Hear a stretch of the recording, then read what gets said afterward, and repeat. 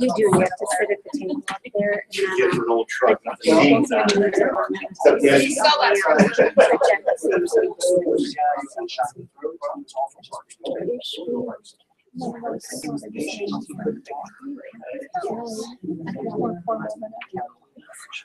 Right, I should go to more conferences. I meant to go to that the other day. I'll have to go to much more. You have to follow the directions of the chairperson.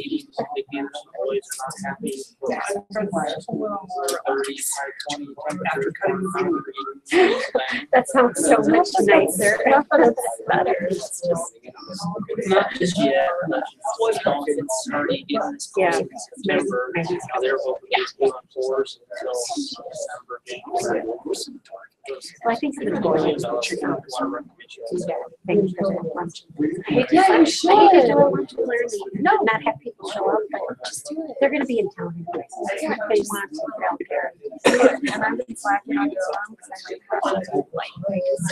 I would totally do it, but I was going to be here. I just not to be here that day. Okay, well, perfect. Then I will do it, and then I'll make sure that the city people, if you send out the usual one, or send out that one. Well, so send me, like, are you going to create some sort of? Oh, did I? I didn't send that. I meant to send that to you today. Yeah, I have an attachment for it. Okay, perfect. With Yeah. information. Yeah. About his background and where he's going. Okay. Okay. Yeah. So I'll send that to you, and then I'll send it out to Yeah, you. send me like the final Okay. info and all that else for sure. Yeah, but we leave. Yeah. So Yeah.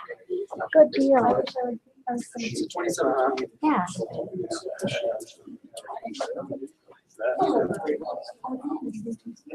Get it back over.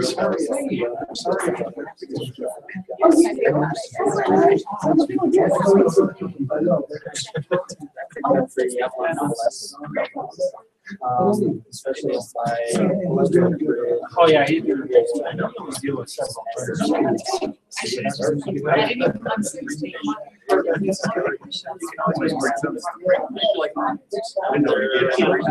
Yeah, he's here now. He wasn't.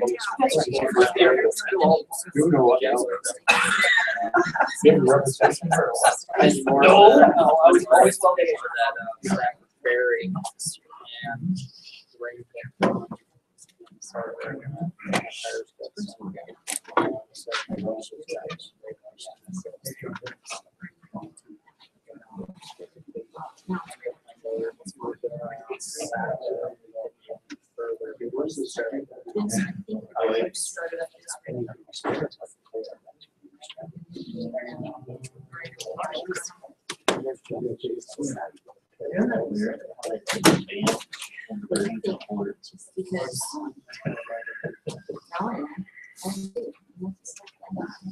No.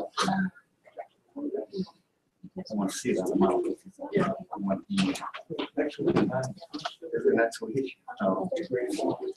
Okay, I thought I heard something about it. Probably too late.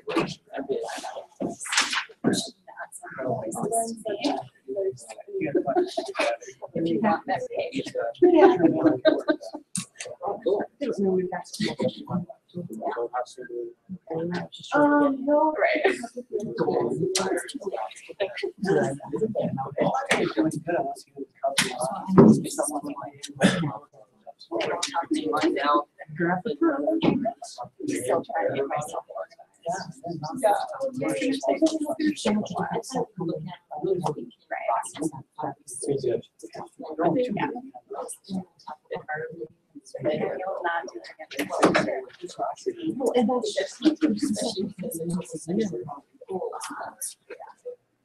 There's a couple of things that I think it's like questioning.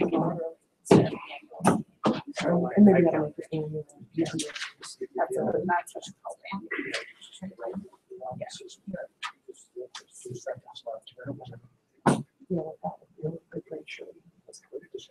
So what?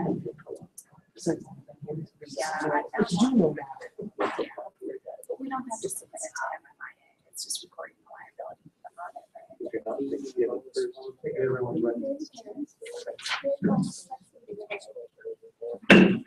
This meeting of the Livingston City Commission is called to order. May we have roll call, please? Chairperson Bennett, Present. Commissioner Holden, here, Commissioner Friedman, Here. Commissioner Schwartz, Present. Commissioner Sandberg. Present. We'll now have a moment of silence.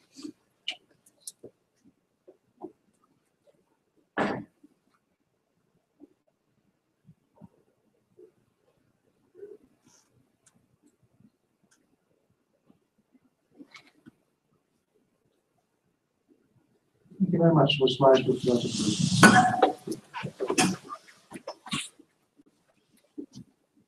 Pledge allegiance to the flag of the United States of America and to the republic for which it stands, one nation, under God, indivisible, with liberty and justice for all.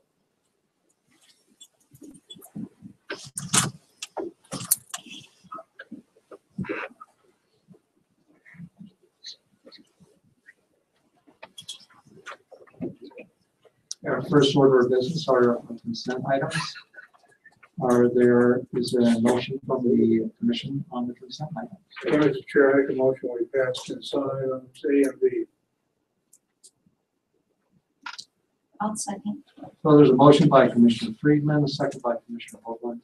Roll call, please. Chairperson Bennett, Yes. Commissioner Holden, Yes. Commissioner Friedman, Yes. Commissioner Schwartz, Or Commissioner Sandberg.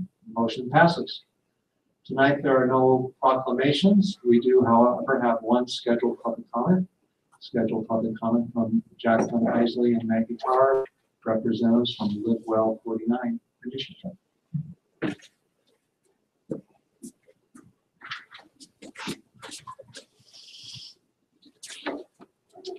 Hi. Hi.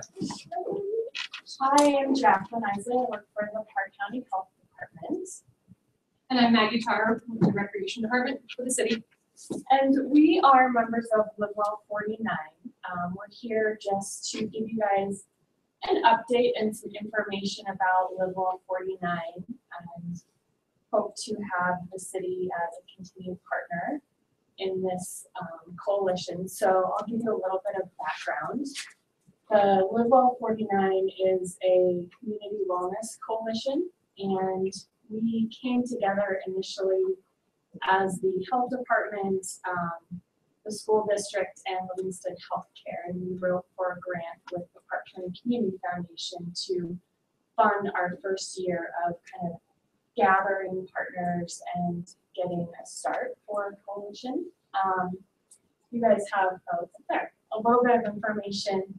So our mission is to enhance and improve the culture of health in Park County through creative community solutions and effective outreach. And so our primary goals are to not just create new events, but elevate the wellness and health focused events that we have in our community. We intend to brand our community as one that cares about and values health and wellness and bringing together our community around those activities.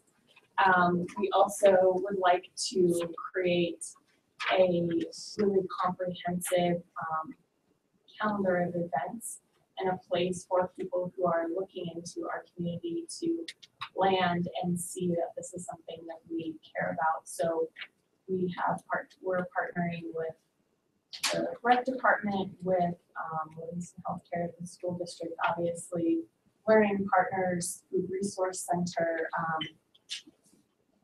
PFL. So we're also looking at how can we bring our local businesses into these efforts. And so we've just started. We are working on our logo, website, and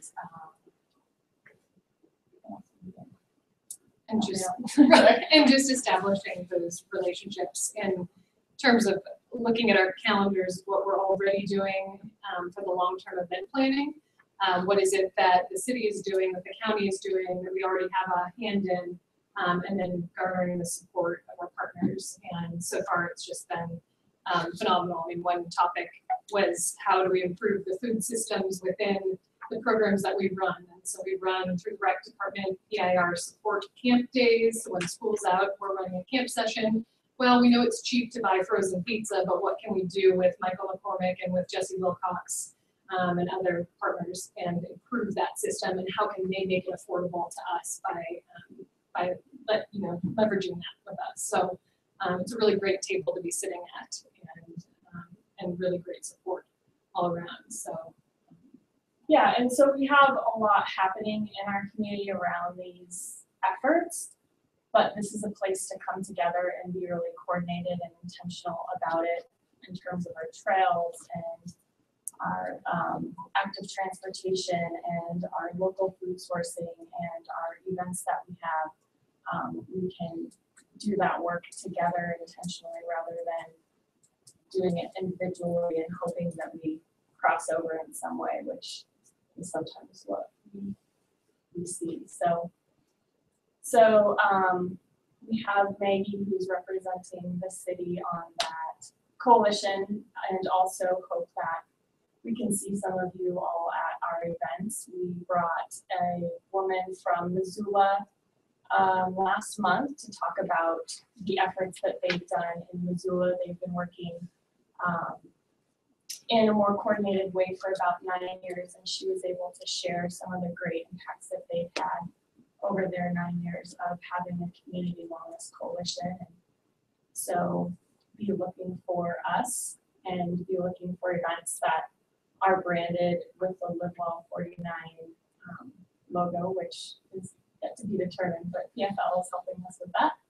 And yeah, we hope to have your support. Do you guys have any questions? Well, let's open it up. Mr. Hoffman. You didn't mention mental health, but what is the role of Live Well 49 in mental health? Because I know you and I are on the same committee.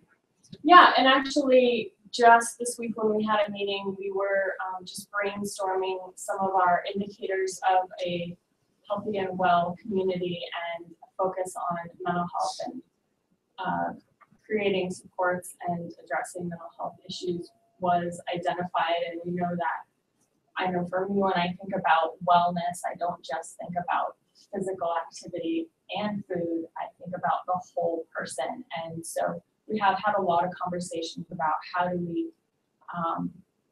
broaden the understanding and scope of what we're doing and what it means when we're talking about wellness to bring in every person and not just the folks who are participating in, organized sports or things like that. How do we reach everybody and bring a sense of wellness across all of those pieces? I don't think we know exactly what that looks like, but it is part of our conversation. Any other questions? Yeah, sure. Have you talked to the senior center at all? We haven't. I believe that that was one of the people identified when we've had conversations about who I is tried not to at call the the table. poll, make sure it's out of town, so, but when I read this, I was thinking, when it said senior citizens, but I'm still on the board there. But it would be a logical thing in the future.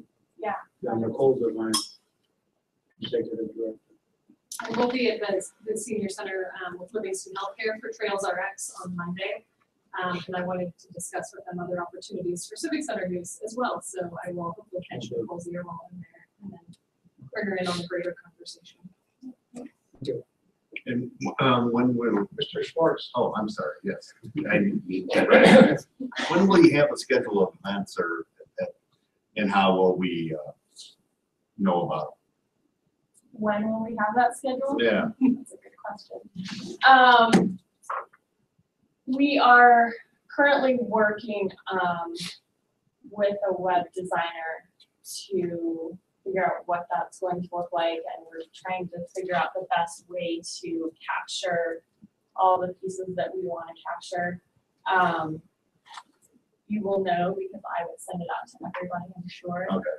But we also, we want it to be something that can be a link from the county website, from the city website, so that it's shared information and so that we're seeing the same thing across the board when all of our partners are advertising for things. It's on that And we discussed having Maggie help with manage that calendar because she has experience with managing calendars like that, and it seems like a good fit for all of the overlap that she has with the rec department. Good, thank you. I'm looking forward to it. Thank you. Any other questions? The only question I have is that you mentioned continued support from the city. What support have we given you so far? Maggie being here. Oh, Maggie. Okay. So you want that to continue? We do, Okay. absolutely. And just for my illumination here on the bullet 2, I was wondering what the norming was. Is that a new term that I don't know anything about? Norming is what we refer to when you're building a group. Typically, it's part of a cycle of group structuring when you're normalizing how you function as a group or a coalition. Learn something new every day. Any other further questions? Well, thank you very much for sharing that with us tonight.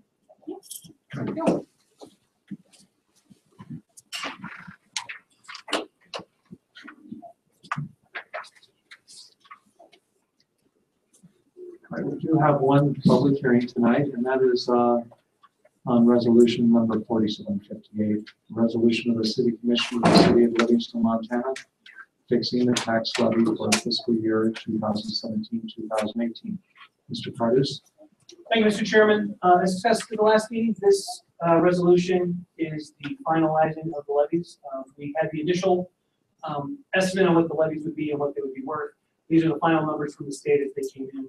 So these are now approved by the state, and the function tonight is to assign them to the correct categories, and then as well as, in this case, we have the recommendation is to use all available levies for the city. This public hearing for resolution number 4758 is now open. Is there any public comment?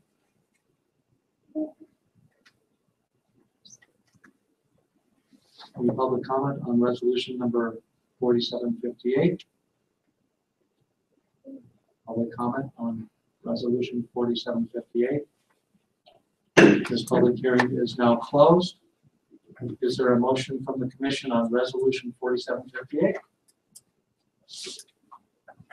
I'll make a motion to approve resolution number 4758. Second. So a motion by Commissioner Hoagland and second by Commissioner Friedman.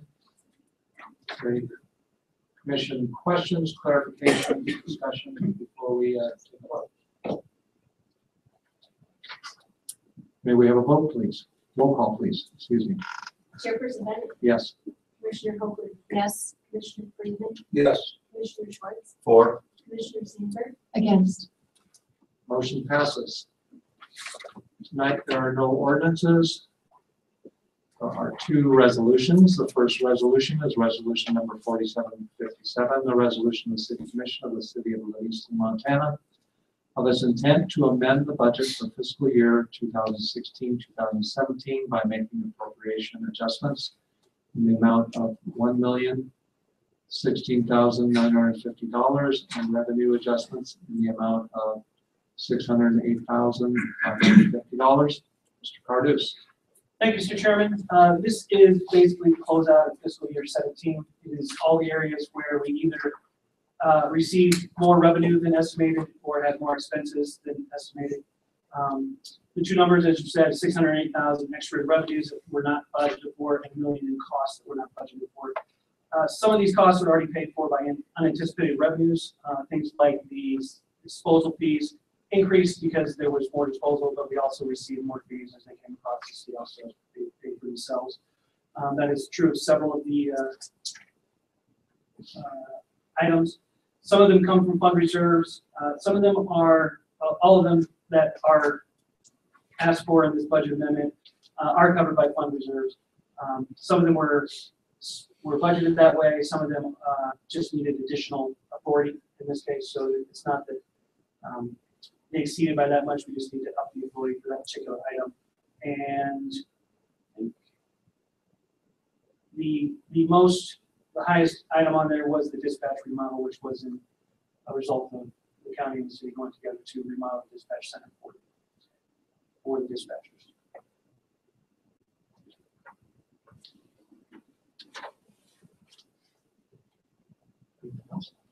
That's a high level overview, although there's a lot of detail in this particular. There is.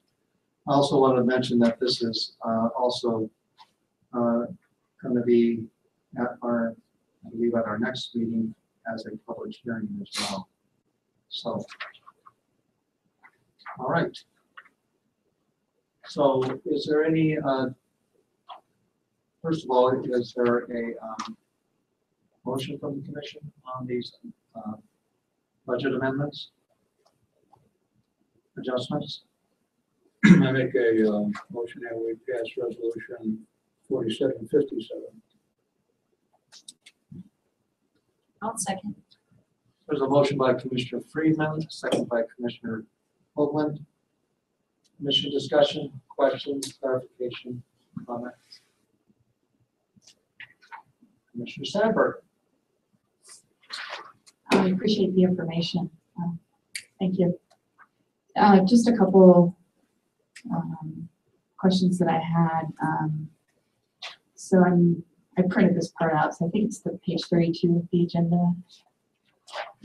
I was just wondering where we showed revenue estimates in the soccer field of 135, but the expenditures only at 27. I thought we expended everything that came in. So I was just kind of confused with those two figures.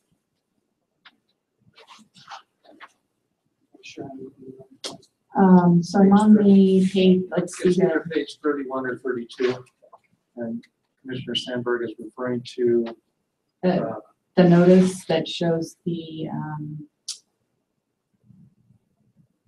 keep going down, or up, yep, thank you. So on the top of the revenue there, we see the soccer fields at, 135. yeah, right there, 135, but yet on the bottom, it's only 27. So the top is the adjustment in revenues. So, and Paige, you can correct me on this if I'm wrong, we didn't actually budget for that commission, correct? We have no budget. Yeah. I understand that, but my understanding is the money came in for the soccer fields and we expended it all. So why is the expense only at 27? That's So, additional expense. right. So we had an amount that was already budgeted for. The 27,000 is an addition to the budget amount. Okay, I thought we would have budgeted what they had, what they anticipated they were going to get. I think we ended up with more than we anticipated, so that's the additional 27,000. Gotcha. So we had Okay. budgeted for an amount, and that's why there's also the addition in revenue. Uh-huh. Is we weren't expecting that much Yeah, revenue. I understand the revenue. Yeah, Yeah. I just thought the revenue and the expense would net each other out there. They should have if we had put the revenue in the budget initially. Okay. But since that was missing, we had to ask for the entire amount instead of just the extra. Gotcha. And then the, I noticed that the fund is now in the hole. How is that going to get corrected? The fund isn't, I should say, the line item in the fund is. You're talking for the soccer fields? Yeah. I think that's page 53.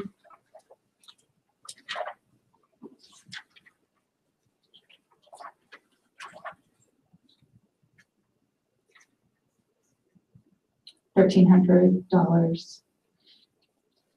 Page 53, soccer fields, line item 2211.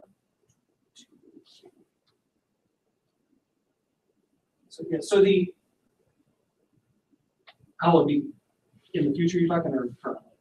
Well, it's the line item, they're in the hole, so I'm just curious, have we not received some revenue from them The or? revenue is still incoming, especially from the rentals in the shelter house. Okay, And that's an item you'll see shortly is the finalization of that lease. okay. Once that lease is completed, then they'll be able to use that as an additional revenue stream. So will we then with the rental of that facility, will we continue to see the soccer field line item there with the revenues from renting that out and then expenditures associated with it? So we'll constantly see this in our budget. I think it will. I think it goes away after we do the actual shelter house. After the I actual can soccer speak to field. that. Right? So the $1,300 deficit is just money that we haven't received from the soccer field yet. And I've had initial conversations with the board about clearing out this fund. And do They they just- have the funds? Absolutely. Okay. Yeah, they just want some additional documentation for me to prove that, Okay, that that's actually owed to the city. So it will clear out once we collect that money. okay, As far as the leasing of the facility, there, we're working on that, but as far as the lease to the public of the facility and then the expenses associated with that will not be on the city books. Right, but the actual lease will be on the city books. okay. So they'll do their own accounting on that. They'll do their accounting for what they rent it out for, but we will still have in our books what they pay us for the lease. Okay. Great, thank you.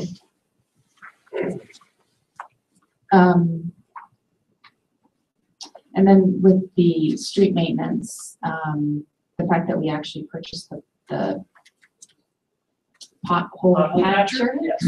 I say that 3 times fast. Did we reduce this year's budget? I know that was a line item in our capital budget for 18, so did we take that out then for 18, or are we still gonna spend that money on something else? We didn't take it out of 18, but that's the money that we'll pay for it.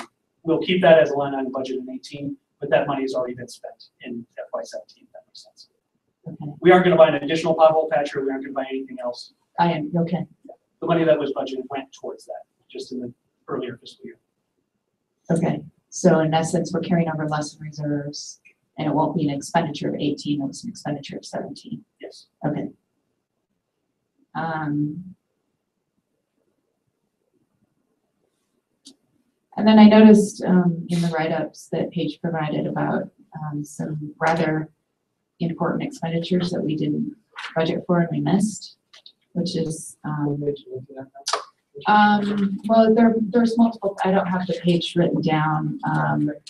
Paige may know quicker than I do what page it is, but in the general fund, we did not budget for our contract with Black Mountain or some other internet services to a rather large, like, I think it's 40-some odd thousand.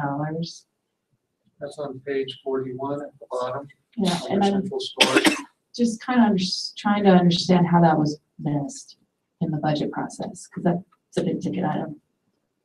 And I know you weren't here, but were there discussions that you can, or did you ask the question to them how it was missed? Well, I think in this case, we'd have to go back to employees are no longer here to figure that part out. But we did talk about how it was missed or why it was missed, and we don't have the current information on that, but we concentrated more on making sure that nothing else would be missed for the next budget. So the fact that we did miss it, it is built in, we caught it early enough to build it into the 18. Yes. Okay. And I think the other one was the tax on the building for the business office. Why is it, is that part of the rental agreement with that building that we pay the taxes? And they're $8,000 a year. Wow, okay. Yes.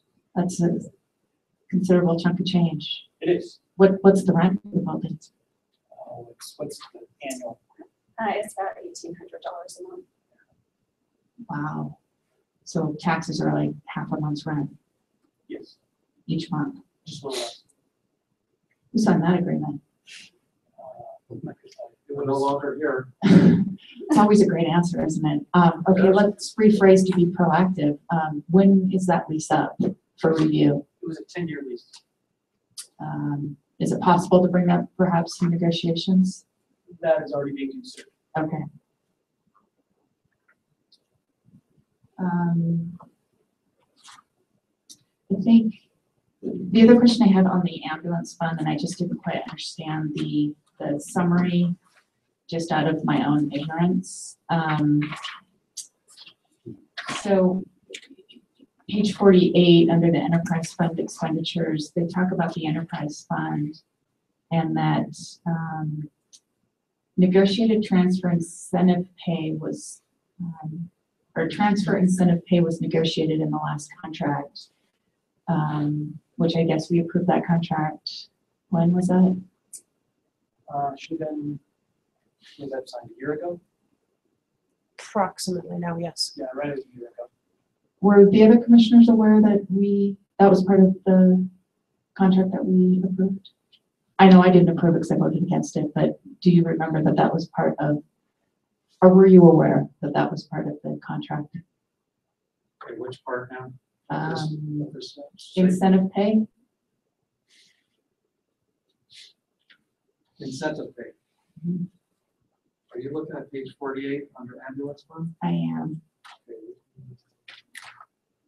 In addition to the large amount of overtime costs, the union negotiated transfer incentive pays for the EMS staff. The purpose of this is to encourage EMS drivers to accept transfers when not on duty. In fiscal year 2017, $73,000 paid as additional wages for the transfer of patients.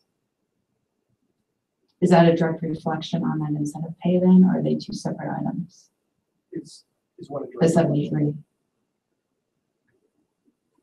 $73,000. No, that's not a direct, a lot of that is still overtime, it's still callback time. So it's not a direct relation. Some of it is in there, because it is, straight up incentive pay. It's not a per hour pay, but it's actually an incentive for each transfer pay. Actually, that probably is one of the success stories in the ambulance fund, however, because our revenues are 68,000 over what we were expected, and a lot of that can be attributed directly to the transfers, which even with the incentives are profitable. And the more, since we've done a much higher volume than we had in the past, we've actually made a higher profit out of those. And I guess that's the part that's not clear here, because if it's being listed that it's a concern with the rise in the expenditures, then it portrays to me as a person who's reading it that it's not lucrative. So I guess I would like to request, just personally, that I would like to see what is that additional revenue, but what is the expense associated with it? Because the way it's written here is it sounds as if it's a deterrent. The transfers themselves, the transfer incentive itself is not, but it does go into that number of higher than expected expenditures. Mm-hmm. But it does also go into the higher than expected revenues. We can try and get an exact breakdown. It's a little harder because of the way we have been timekeeping. We don't have transfer time spread out specific. It's linked in with the other overtimes, but that's also one of the things we're looking at is a little more granular logging of certain events, so where we're spending our money and where it's coming from. But we can give you an overall what transfers have brought in. Well, yeah, but yeah, we're still paying though. I mean, so Sure. we can know what the number is, but there's an expenditure of paying those people to take care of the transfers. So it'd be good to see what the balance is, not just what the revenue is, because there's an expenditure associated with it. Sure, and it's different for each transfer because it's based on distance. The incentive is not at the time that we pay the crew is, but on average, I think we average $300 to $800 of profit per transfer. And since I was not aware of the incentive pay, can you tell us how that works? So depending, there's two different types of incentive pay. There's standard incentive pay that goes to the entire crew, and there's a critical care transfer incentive pay that goes to only qualified ambulance crew that do it. I don't have the numbers off the top of my head on what we paid in transfer fees. I did it one time, but it's a straight cash incentive for both those types. What do you mean by straight cash? It doesn't matter, it's per transfer. So there's a lump sum amount that is given as an incentive for the transfer itself, not based on how long the transfer is or how many hours or the type of patient. The only variable is whether or not it's a critical care transport and whether or not the person doing it is critical care certified. And so then are those folks are they paid, how are they paid when they accept an incentive pay? So in this case, based on pay period, payroll will look at the number of incentives that they did, and that sum will be added to their paycheck for that pay period. Okay, so they're getting paid a lump sum as opposed to overtime or regular, wherever they would have fell for the pay period. Yes. Okay. Thank you. Mr. Sandberg? Yeah. Would you mind if I ask a question and kind of clarify Sure. that a little? Absolutely. Okay. Just looking at the ambulance fund, when we're looking at increased revenues, are those actually collected revenues or whatever? Okay. Because it always appears in every year that the ambulance has a lot of collectibles. It does. I think our average right now is 40% on build, which is actually pretty good for industry standard. But this is actual collections. This is not. Okay, so that number, that extra revenue is actual collections and not anticipated. That's correct. Okay. Thank you very much, Mr. Sandberg. Sure, it's a good point. And then just on the solid waste, I'm reading, again, still on page 48, an amendment for the amount of 95,000 to cover overages, but, and again, maybe I'm missing the obvious, which I know I can do. On page 54, it's only showing, sorry, I may not have the right page for me. Solid Waste Department? Is it there? Yes. Thank you. I'm only showing a difference between the revenues and expenditures of 22,000. So I'm just wondering how the 95 coincides with the 22. So this is a good question because I asked it myself and now I forget the answer. Can you handle that one page? No, we talked about this one. Part of it is the accounting method that we use for the enterprise funds. It's not the same. It's not a cash accounting system. It's a full accrual accounting system. Right. So the beginning balances are a little misleading, but So in solid waste itself, we didn't exceed our budget authority. However, this was a specific line item that really stood out as, we went $95,000 over what we had anticipated. The revenue offset of that came in from additional transportation collection charges and fees from the county. But we didn't actually overspend our budget authority in solid waste at all. So then why are we asking to approve it if we didn't cover? Why we approve these line items because?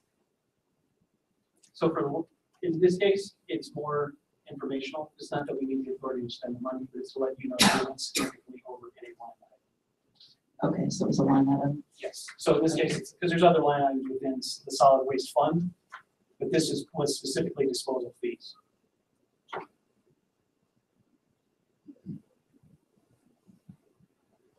And again, I guess it's just, when I read it and it says $95,000 will be necessary to cover overages and budgeted disposal costs, it sounds as though you're going over budget. It doesn't say, do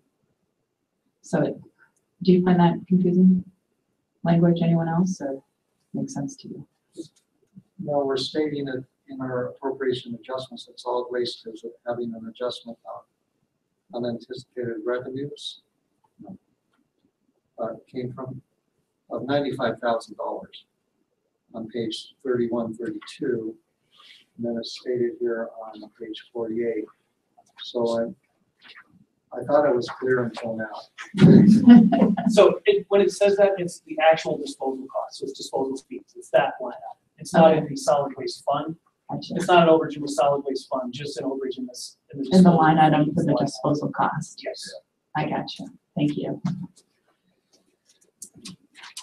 It's challenging to figure out the best way to present this information to make it easy. Oh no, and I understand.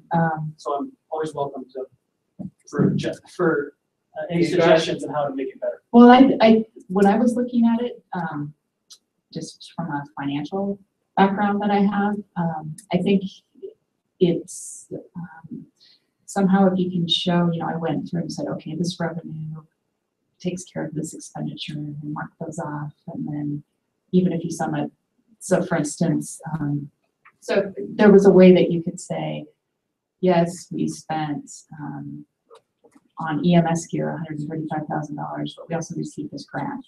So the net impact was zero. In the general fund, we spent this, we only received this, so the net impact in the general fund was this hit to the reserve. Just summarize it like that. I think it's easier to see each net impact to the various fund and where we're actually seeing reserves being used more than we anticipated. Just a suggestion. And then because of this, and I asked the same question last year, and I don't think it ever was answered or updated, but now that we have the finalized reserve numbers for those funds, will the budget be updated with those actual ending reserve figures? FY18 budget? Yes, Yes, okay. And has that been done yet, or, we're in the process of doing that. okay, so then before it gets posted out there, you'll have the reserves changed? Right, so it'll go with the new starting balance for the reserves, and then, yes, and then we'll use actual numbers. We'll probably, the intent is to bring you a first quarter, instead of doing budget amendments annually, to them quarterly, so that we can see where we are in the budget. So if anything needs to be changed based off of different starting reserves, that we change it now, and we don't wait to change it, so that we'll get to you at the end of the first quarter, and then we'll see really where we started this year and make sure we're still on track. Okay. And also, I think, with our calculation of what we have in reserves can change than what we thought we had during the budgetary process, because we do have the final numbers. So maybe it would be nice to have the update of the percent reserve balances as well. Yeah, we'll actually try and do a final budget book based on the real numbers instead of the estimates.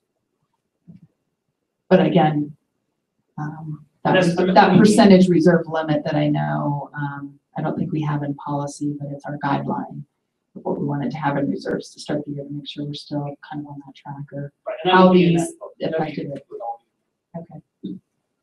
But, yeah, I thought it was, excuse me, good information. I thought it was, good descriptions to read through and get an understanding of, I know a lot of these were talked about during the meetings and were presented to us by Ms. Lowry or yourself in the past year. So it wasn't as if anything was a huge surprise. Besides the IT things that we missed budgeting, that was a little bit of a surprise to me. But yeah, I thought it was a good description that summarized what had happened and why. So thank you. Any other commission comments, questions, clarifications? Just have a comment.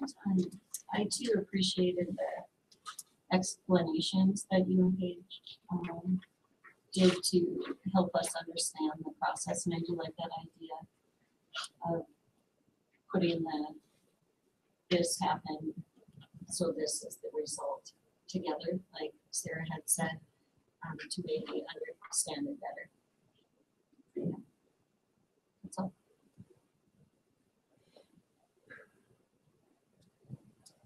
Any other commission? I did have a few questions. Okay, on page 34, at the bottom we state that these are budget revenues, year-to-date totals, and year-end projections. So really, these probably aren't projections at this point. These are actual numbers. They're as solid as they can be. Yes, they're probably, they're not projections. There may be some changes if unanticipated things come in, but these should be the solid final numbers. Okay.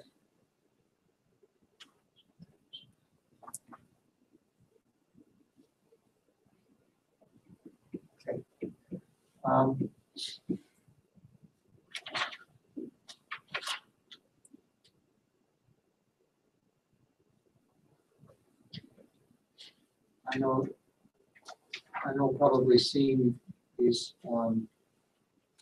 summaries for the last 6 or 7 years.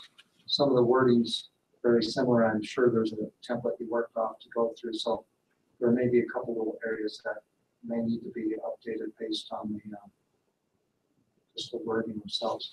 So I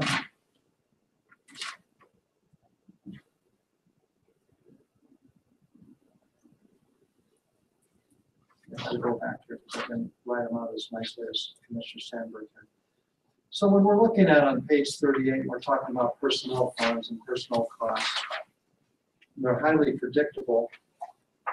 And even though the percentages look close, and lower than predicted, when you add up the actual dollar amount in predictions, it's a difference of $269,000.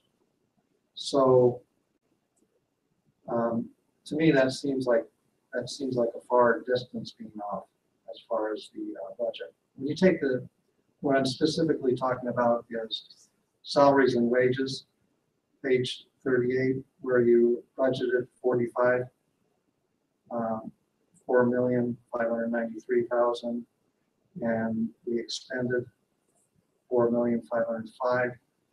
That's a difference of 88,000. And the benefits, if you subtract those two numbers, budgeted and expended, that's another $181,000. So that's $269,000. If you subtract the 143 of excess overtime, we still end up with $126,000. And I'm just wondering if we still should consider that highly predictable or close. I guess it depends on how you'd like to define it. In this case, the differences are mainly attributable to vacancies, and those aren't as predictable. So it was not being fully staffed in the police department, not having a city manager for a portion of time, having an interim city attorney for those times. So those are going to be the fluctuations you have. I guess I'm an overall percentage guy, so I thought 98% was pretty good. Yeah, 98 is good. I like 98. Sounds very good. When you put a number to it, it looks a little different. Okay, And then that's just obviously are going to vary directly with the salaries and wages because the benefits are just there. sure, You didn't pay those salaries, so you don't pay them back. right. We paid 6% less benefits. And so the people who were there that weren't there were making a lot of benefits. That could be the summary of that. Okay, so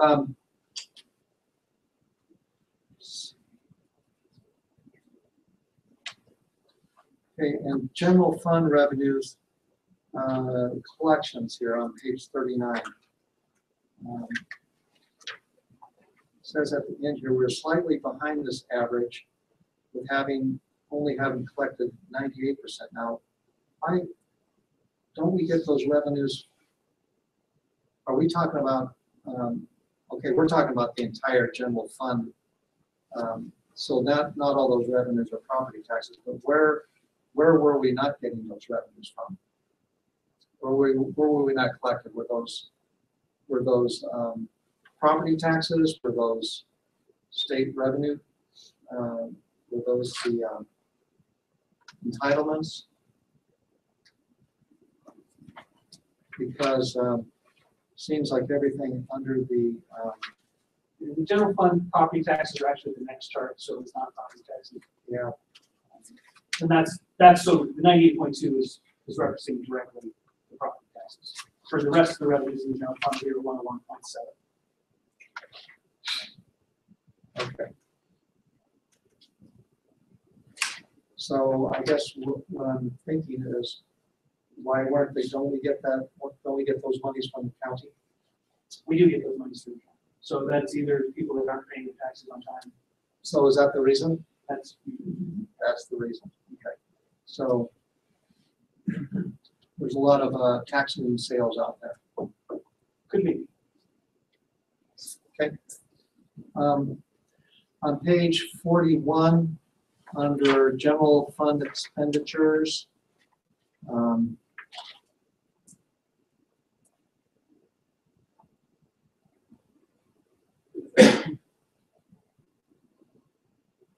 okay, so is this the right date, October 15th? City Commission agreed to spend $11,000. I thought that was last Probably year. would have been October 16th. October 16th. Okay. 16th. Yeah, should have been 16th. We approved it twice. We approved it in the 16-17 budget, and we approved it in the 15-16 budget.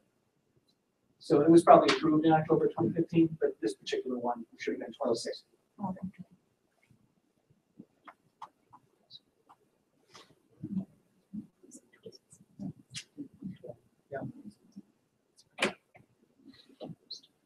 Okay.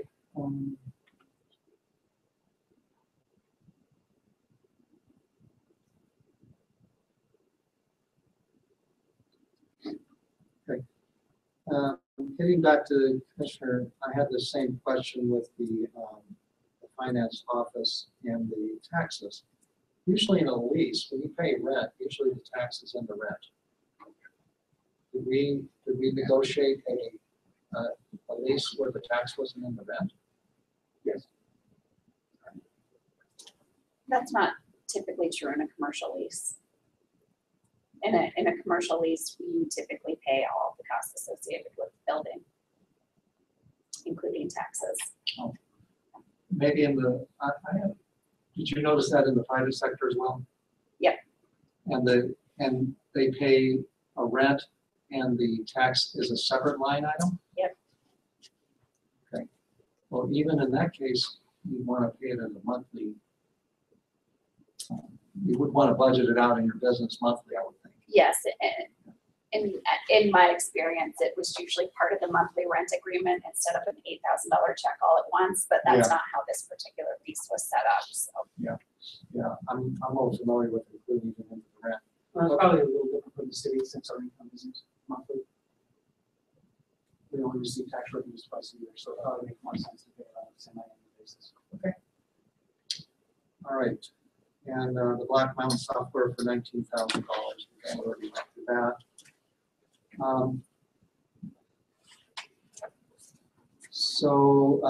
Question on page 43 when we're talking about special revenue funds and we're talking about dispatch. Now, we mentioned in here that, you know, these funds were for the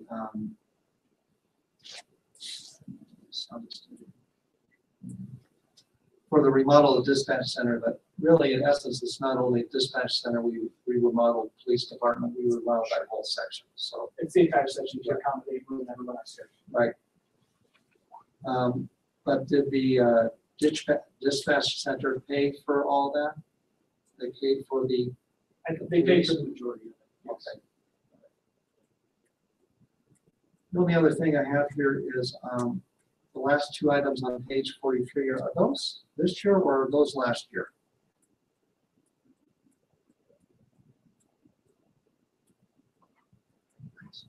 Say the last fiscal year. They're 15, 16. They are. Okay. Okay, I just wanted to just double check that.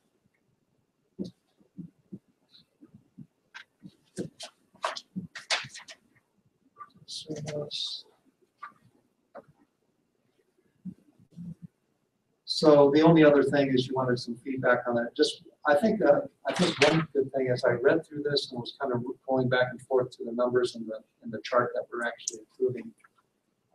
Rundown of expenditures and appropriations. Sometimes the numbers don't perfectly match up. So, like let's say, like on the fire truck here, debt service. We mentioned $50,000. It's close. It was over in the chart. It says 48. So I'm wondering if in the future, as we go through these descriptions, which are great, it's nice to have those descriptions because it puts them in context. Maybe it could refer to a line item. Maybe we could number the line items and then we can have an extras that says this refers to page 43, line item 13 or whatever it might be.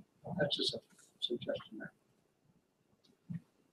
Then I think the last thing that I have is just a question on the water fund on page 45. So here we have enterprise water fund, and we budgeted 1.46 for revenues, right? Yeah, for revenues, right?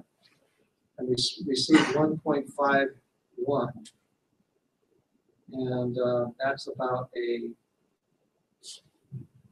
$43.7 thousand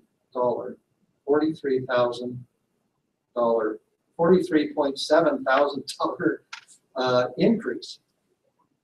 But when you look at the chart below it, we had an increase of revenue, but a decrease in usage. So it begs me to want to ask, and when we were talking about this before, is we did approve a 2% increase in the water rate. So I'm wondering with the final number of increase in revenue received from the water if that 2% is absolutely necessary. So that's a question that I think would be nice to answer when we look at the final budget. And all the numbers are there. You know, when we get that nice new packet with all the real numbers in it, With all the bells and whistles. with all the bells and whistles, yes. Okay, that's my, Commissioner Sanford. Sorry, I had one question I forgot to ask. Oh, okay. On the original page with the summary of revenues and expenditures. Sorry, what, the administrative cost allocation under the street maintenance, did we forget to budget that, or why is that considered an unexpected expenditure? And it wasn't in the budget. Wow.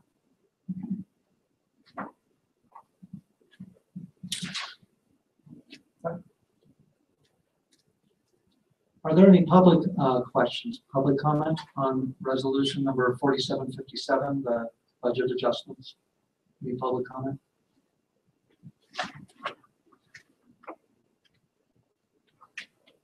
All right. May we have roll call, please? Chairperson Bennett, Yes.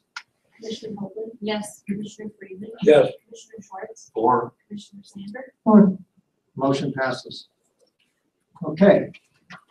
Our next resolution is resolution number 4752, a resolution of the City Commission of the City of Livingston, Montana, extending the existing contract between the City of Livingston and Montana Waste Systems Incorporated for the disposition of solid waste. Mr. Cardus. Thank you, Mr. Chairman. Resolution 4752, you have seen before. We brought it one time prior. I'd asked to have a table. And that was to do the additions to paragraph 5.2, which you now see on page 70, which is that chart of discounted costs based on volume. So now that is added in, this contract is ready for approval. And afterwards, we can sign and continue with another 5 years of this waste contract, as well as work with the county on the city-county contract portion of the solid waste once this is finalized. Say that one statement, that last statement again. Once this fee schedule is finalized, then we can work with the county on working the city-county compact portion of the solid waste. Are you back on board with us? With these changes, I think we will come to agreement. Good. All right. Very good. All right. Well, why don't we start with a motion? Is there a motion from the commission? I'll make a motion to approve resolution 4752. Okay, is there a second? Second. So there's a motion by Commissioner Schwartz, a second by Commissioner Freeman. Commission discussion on resolution 4752. Anyone have any questions for administration clarification? Commissioner Sandberg? So do we still have the blanket 5% increase to start off? So the way this is written is, yes, there's a 5.5% blanket increase. However, we'll be charged the discounted rate at the start. So yes, it's there if we don't meet our tonnage. However, we will start actually paying at the discounted rate. But it's still not going to be where we started, even at the discounted rate, where our current fee is now. No, it is an increase. It's around a 2.5% increase. And these additional costs based on tonnage, is that new or was that always in the contract? The reduction in cost based on tonnage?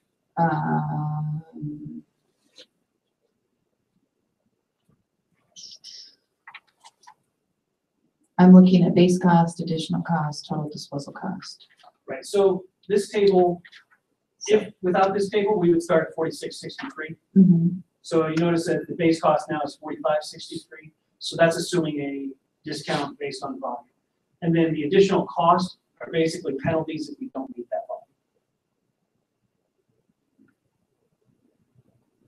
Okay, thank you.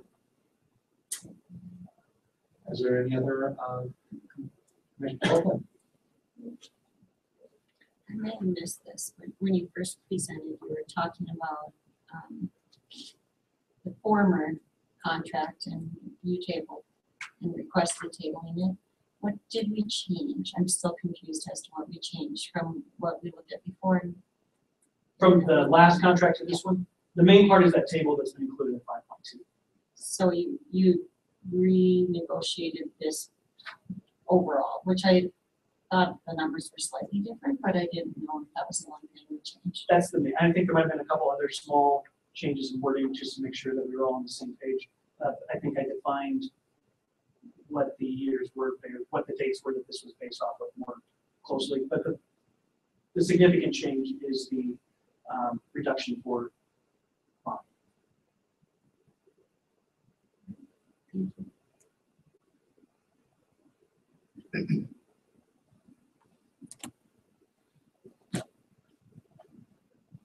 Is there any other questions from the commission? Is there any public comment on resolution 4752, contract with Montana Waste Systems?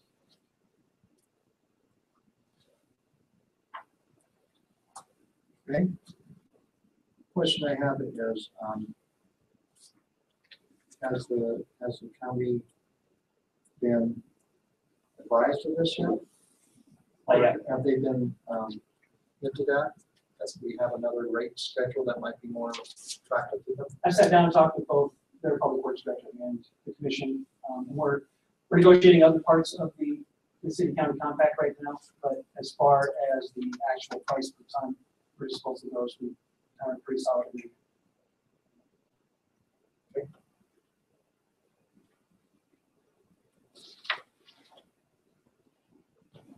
All right. No more discussion, I hear. May we have roll call, please? Chairperson Bennett, Yes? Commissioner Humphrey. Yes. Commissioner Fraser. Yes. Commissioner Schwartz, Or Commissioner Siebert, Against. motion passes. Moving on to action items. Action item A, Park High School request for fee waiver with parade. Man, what's going on here? Is there step up or you? Mr. Cardus? This is a request by Park High School to waive the street closure fees for a parade on or about October 6th. They're here to represent themselves. I'd like to hear from them. Of course, we want to hear their justification here. Just come up to the microphone, be nervous, and just state your name and address for the record. Address? Just having some fun here at the end of the meeting. I'll get too serious sometimes. Go ahead. My name's Maya Tennant. Do you really need my address or are you being sarcastic? No, I wasn't. When you come for public comment, you need your name and address for the record. We need to make sure you're really from the city. Born and bred. Born and raised. 1002 Prairie Drive, Livingston, Montana. I apologize. I've never actually, usually they just have us stand up and we go like this and then they're like, all right, good, fine. So I apologize. I don't know The the protocols, it's procedure. okay. Yeah. We'll help you out. Yes. You're on. I'm on. You are. So for the past, I believe it is now 4 years, Park High School has written a letter asking that the city please waive the fees for our homecoming parade that has taken place now. I believe this will be our 5th annual one. It was something that was brought back when I was in high school in 1994 to 99 at Park High School. We always had a homecoming parade and then it went away. I'm not sure for how long, and they brought it back, I believe, in like 2004, 2005, no, excuse me, 2010, 13, excuse me, 12, 13, by our student body. They talked with the school board, asked to bring it back, and unfortunately, student council doesn't do a lot of fundraising. We try and do as much as we can without asking for a lot of money from the community because we know how hard it is. And so we don't have a lot of money, but try to, again, support the classes by giving them starter kits to decorate the halls, reimbursing money for their floats. And so one of the things that the city has graciously gifted us is the waiver of those fees for the street closure. And so we're just here again asking for a continuation of that. Our president usually is here. Unfortunately, he's away visiting colleges right now. And so here I am. Is there Any interrogation, questions from the commission? Commissioner Stanford. Nicely written letter, thank you. Usually we kind of see just the application, and it's nice to see a well-written typed letter. It's much appreciated. And a good explanation as well, speaking to the reasons why they're requesting it, and as you stated, the statements about the community does really support so many things in our community, and they get hit so hard. I felt the letter really covered the important topics, so thank you for that. Any other questions, comments, clarifications? Commissioner Schwartz? Yeah, that's a reflection on a good student council advisor. Get your student council president to write a letter like that. I'm sure he had a good mind, but it is nice, refreshing. Thank you. Mr. Hoagland, how about something from our resident teacher here? Well, I think it's just such a great event for kids of all ages. And I think you've done a good job leading them as well as the schools in general, because it's not just high school. It definitely is focused on all the schools, and I don't think a lot of people realize that unless they go. So, good job. Good. All right, so is there a motion from the commission? I make a motion to approve action item A For the fee waiver. for the fee waiver. I'll second. So motion by Commissioner Schwartz, second by Commissioner Hoagland. Roll call, please. Jefferson Myers, Yes? Commissioner Holden, Yes. Commissioner Frazier. Yes. Commissioner Schwartz. Four. Commissioner Sandberg. Or Motion passes. Good job. You convinced us all. October 6th, please come out and support it. All right. Your team will be ready. Better than ever. Thank you so much. Thanks a lot. One thing, they also invite other like value schools and such. I don't know if a lot of people know that. So it's really more county than it is just new schools. They're homeschool groups that actually participate. Well, thanks. All right. All right. Action item B, schedule city manager evaluation, prepare format. Mr. Hoagland. So I ran out the past performance evaluation template that we came up with as a commission. You got one for Mr. Curtis? Yes. But that's this thing.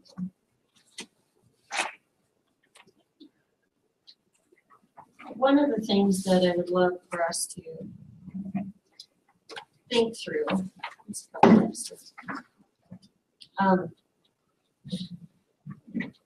is in the past, so 3 commissioners were part of this plan and coming up with the evaluation tool. One of the things that we discussed, and I left blank, is the focus on managers' goals and objectives. So we have up to, I think we had 15, just refresh me on the number of goals that we had given our past city manager, and everything from finding funding for, railroad underpass to other things. I'm just kind of thinking, balancing the budget, having a 16% reserve. So very concrete goals that we could then measure their success. So that as a commission, we need to work towards reestablish those goals so that we can see if they're success or not. Then the second part of it, so at the time there was discussion on the So you'll see on that front page that category 1 is 40%, and categories 2 through 10 are 16% of the total score. And the reason that came up, and I'd love feedback, and maybe we need time to really look at it, but the reason for that was category 1 was the goals, so we wanted emphasis on that, as well as at that time it was the city manager who wanted that as well, because it was something less subjective, more qualitative, and so that's where that percentage came from. And then but when we reviewed this, and I kind of did a lot of the hoping to create it, we researched a lot of different city managers' evaluations across the country, just trying to get feedback. What is important to communities, and what do we want to see so within a city manager and what they do. And so sometimes it has to do with more subjective, this is my feelings kind of thing. And sometimes people don't always like that. But I think at the time we concluded that we can balance both of those out. So, am I missing anything in particular as far as? No, I think that, I think we landed on this because we were trying to, cover, the broad range of the interaction we have with the city manager, and not only that, take into consideration,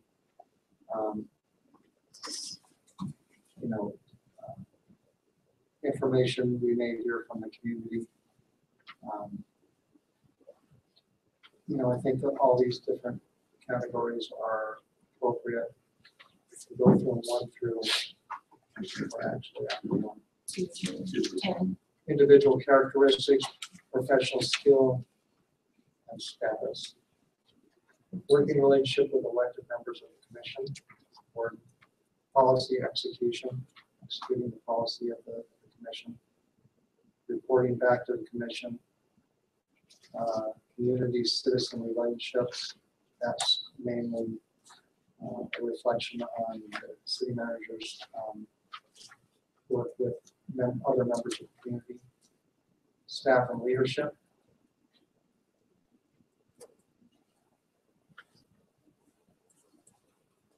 Fiscal management. There's I one yes. mistake simple mistake, but it's categories 2 through 9, it's not 10. I think, I'm trying to recall, I think we got rid of a whole category, and I think the number just didn't change. I don't recall which one. It was too subjective. Just been deleted. Yeah, a long time ago, but I think that number was just messed up. And then on the third page, sorry, there's sort of a direction and how you, or instructions on how you look at answering that, each one, and then the scores. So,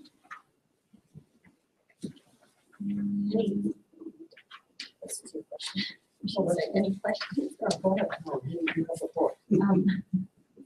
I was pretending to be for any questions or comments just to start?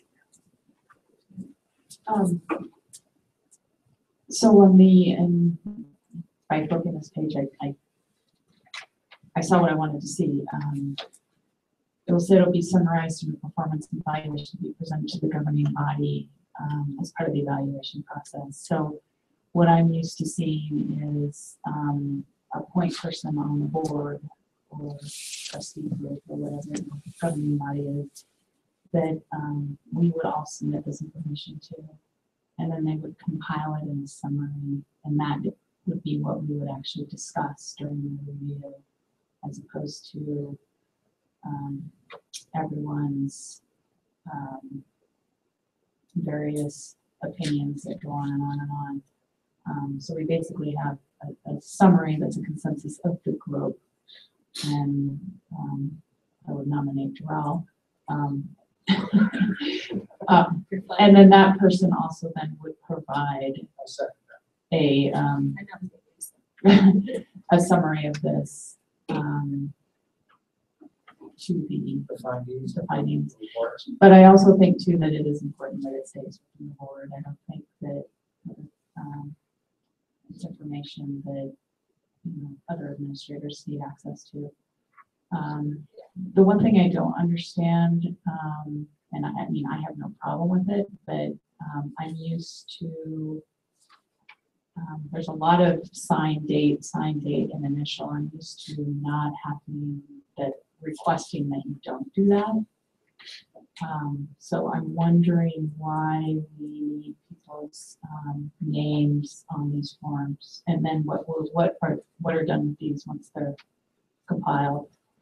What they're done is they become part of the city manager's file. Mm-hmm. He takes it, he uses them for any direction we might get. And so it becomes part of this permanent file from the commission. It's a personnel file, Right, Which is private. which is private. right. And all of them are just the summary. Well, we had it where each of us, and not all commissioners, which was a frustration of mine. Not all commissioners filled out the document, so it was difficult, but it was a different time too. And we just had copies where we shared in packets, so we all were able to review each other's information as well. Mm-hmm. But we didn't summarize it into one document. Okay. So that's just it. But we all had access to it. Yeah, and I guess I don't have a problem with sharing. And again, I'm just used to a process where names are not attached. And I always sign what in the process. I don't have a problem with that, but I don't. I'm just not familiar with that process. I'm also not familiar with when it becomes the document of the personnel file is always just the final summarized draft and not the other various ones. So I don't know, Jay, do you have any? Are you tuning me out? No, I'm listening. I think you can do it either way. What I've heard is in the past, it was different, and I kind of expect it to keep evolving to something that fits how you guys want to operate there. What's the purpose of requesting signatures? I have no idea. Are you talking about? You mean on the front page? Front page and initially each page. Page 4. So I don't know if there's. Oh, is that that? Yeah. The only thing, when Jarrell was doing a lot of the research and work, it's basically so the city manager knows who's reviewing and making those comments so that they can, either learn, comment, or directly to those specific ones. The other thing is that I think in your research you found that most communities did indicate who was reviewing the review. I think it's only fair when the city manager reviews employees, the employee knows who's reviewing their performance or giving an evaluation or writing a summary for their employee files. Right. I think it's important as well for future commissions, because the commission changes every 2 years, that when these come up again and if past performances are reviewed because they may need to be for a particular No doubt about it, yeah. A person will know which commissioner did it, and also you'll be able to see if, for instance, like Jarrell was mentioning, that some commissioners in the past just refuse to do Mhm. them. So we'll know, we'll have some reference point to people. Yeah, I'm just, you know, if we end up doing a summary and just doing the one, compilation of everyone's in one, you know, that's what we would all agree on. And I'm just trying to understand, just from my past experience in private and municipality, we did it, you know, differently with the signatures, and I don't know why. I'm sure there was a reason, so I'm just legally wondering if we're missing something, or, I can't see legally that you're missing anything. Okay. I've seen quite a few governments, either state government mostly, like these, and they are signed. okay, So I think as a body, you could choose to not sign it if you so chose, you know, and just agree on what all the final points will be, mhm. you know. Yeah, You could do it either way, I think, and everything will be fine. yeah, I don't have a problem one way or the other. It's just, since it's so different than what I'm used to, I'm just curious why there would be such a, I guess 180 degrees different than what I'm used to. But I also think too, it's important, what is really critical is taking the time to fill these out when you score them, that if you score someone really high or you score someone very low, that you definitely have the supporting documentation in your comments of why. I think that's so crucial. Instead of just filling in numbers and having the justification to the numbers behind it is. And that's why we have it, that's why we balance it out with the comments section, because past evaluations were just like numbers, and people were just putting numbers down, and there wasn't any depth to it, so Yeah, you it's really couldn't, not meaningful. it had no meaning to it. Yeah, so I like that. And I encourage all of our commissioners to utilize that. If it was up to me, I would require us to do things, but I can't do that. But that was very frustrating part, a very frustrating part of what happened before, is that it wasn't done. Isn't it part of our duty to? It is part of our It duty. is, But, in my opinion. I like it, and I think too, once we continue on with our strategic plan and goal, mission statement, et cetera, and get those goals, it'll come together nicely. And I would be, even though I nominated you, Jarrell, if people did want somebody to take the documents and summarize them into one, I would be willing to take that on if nobody else wanted to do it. Or people may not think that's a good idea, but if they do, I am open to taking that on. I'm interested in doing that. I guess I would rather do both. Sure. Personally, than one or the other. Just my opinion. So have the 5 and then one that's the summary of the 5. Yeah. Yeah, that's what I was recommending. Yeah. That was my point of clarification as well. Commissioner Schwartz. And my point on the summary would to be have somebody, 2 people do that with that, like the chairman and the vice chair, do the summary together. Well, I don't know. That's actually a good idea. I just, I know what you're yeah. saying. I mean, I trust you, but I mean, that's not. So we can keep an eye on Durrell. Yeah, and then also I want to know if I can shadow Mike for the next month. So I know what to put down. No, and then Darrell, what do you want out of this for these mandatory goals and objectives to come back with our ideas? Well, we need to have concrete, I'm sure. Right. I'm guessing from Mike would say the same thing, but you want to know what is expected, what we want. And we need to have a clear list. Right. And I think, developed some pretty good ones over the years. Yeah, like a yearly, this is just a yearly. We don't need 30,000 things here. Yeah. Certain here, this is We what's. did 14, and then sometimes it was like 12.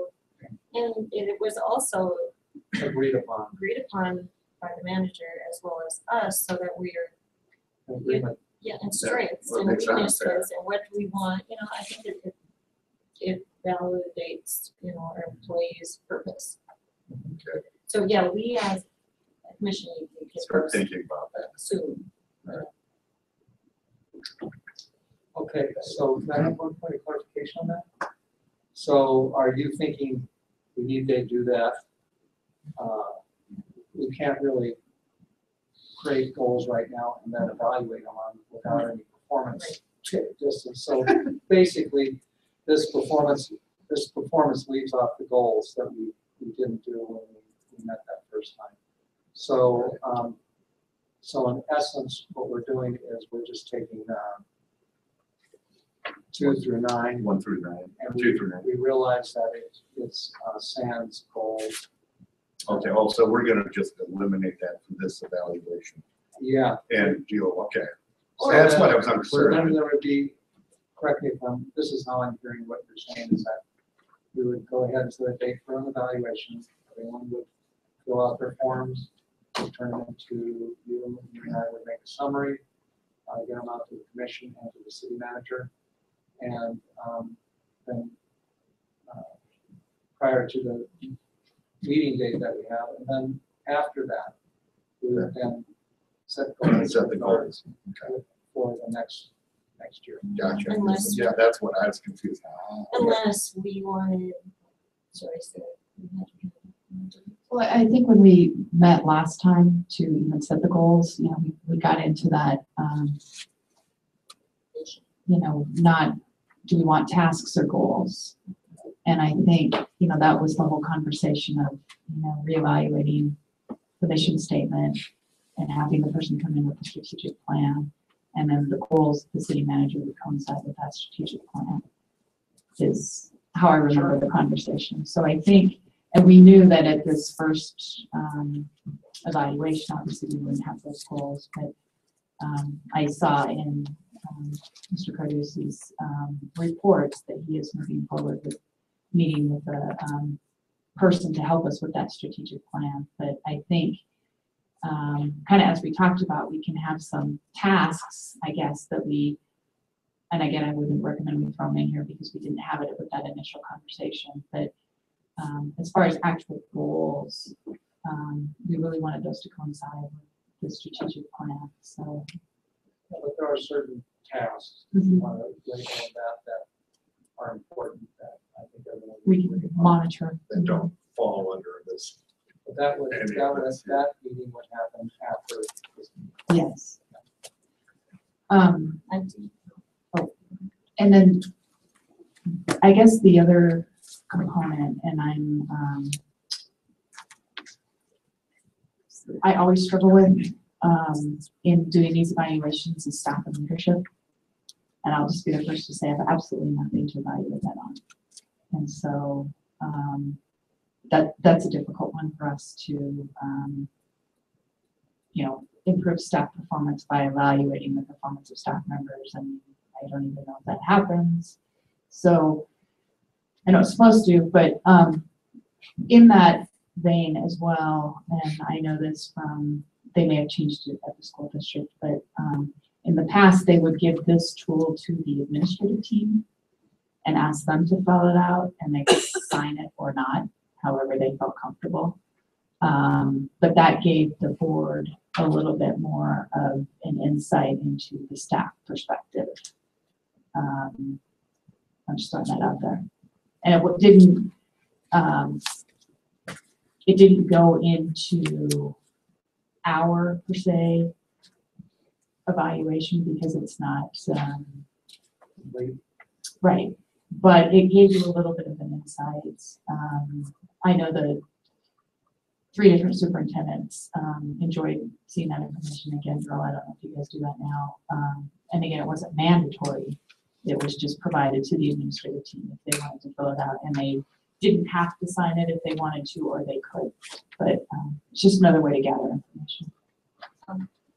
That was actually something we discussed previously when we were developing this it was a want of the commission generally, was to have employees give like more of a round, like round table, 360, kind of approaching it in that way, so that we have feedback from them, and it could be without, and I think we suggested that it would have to be that, but then we kind of leaned away from that for various reasons, I think, But I think it's something in the future would be valuable to the commission. It would have to be anonymous, it would have to be voluntary, and, that's the only way we can really evaluate, get any sense about staff performance, staff city manager performance, because we don't really have daily staff city manager performance interactions. And I think you can base it off of like contract negotiations, different, or how process and, sort of like the overall picture of what we do or what he does and then what we know from our interactions and commission meetings. And then put NA or I can't answer this. I think if you look at I'm sorry. But I think it's such a crucial component Yeah. of the job. And I think it would just be an area I'd like to see maybe how. I think in the first evaluation, you're not going to have a sense about much in that area. And as time goes on, I think we'll have a deeper sense. And then it could also be a template for maybe a goal of some sort for a task. So I'll be well look at that. Because you'll be able to see over the years, recruits and retains competent personnel for staff positions. You'll be able to observe that. That's, professionally manages the compensation and benefits plans. That's something you can observe when you get out of the budgets. Rose training and development, you're going to know that through conversations with the city manager as well as time goes on. And that would also be an area where all at that time being evaluated on that. I'm going to give a little report of how I, advance that aspect of management and leadership. So they're not really intrusive that, it doesn't really get into disciplinary things or, positive, negative interactions. They're mainly higher level observations. From how the word is practiced. And again, this is we've always looked at this as a fluid. As a new commission comes on, there may be input saying, my experience says, we should really, this really isn't as valuable, but here's something I believe is, and then the commission decides on how to adjust and improve it as we go. But I think this is a great start. We didn't have a real consistent template before. It was pretty random. So, so you could never really, from one year to the next, you could really never get a, measuring rod. Sure. So stepwise, do we send out any copy? Then people can fill it out, then what's our timeline? Well, I think we're here to set a date, and I think that if no one has any objections to the evaluation as it stands today for this first go around, then I think we keep the copy, set the date, fill it out, set the date of when it needs to be back to Durrell, and probably we're looking at 2 weeks for commission to complete, and another week for it to be summarized, and give it to the city manager at least a week before the meeting. That sound fair? I think 2 weeks. So 3 weeks isn't gonna make a difference. well, I just want to apologize for some of the formatting because it went from Apple pages document Oh, to a Word document, so you will see some Yeah, that's- squirreliness to it. Yes. I mean, that's not all lined up perfectly. Well, I tried.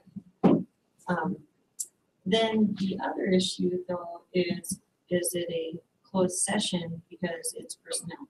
Yes, So we need to state that. that's his call. That's his, That- right, it's up to you. I would actually request it be open.